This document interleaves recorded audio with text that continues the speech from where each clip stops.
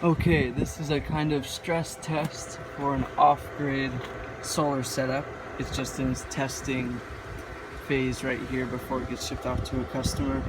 This is the 3 kVA hybrid inverter charge controller, commonly found on eBay and Amazon.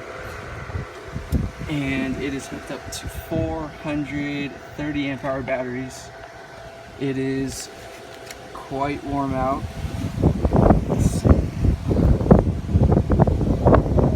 Let's see.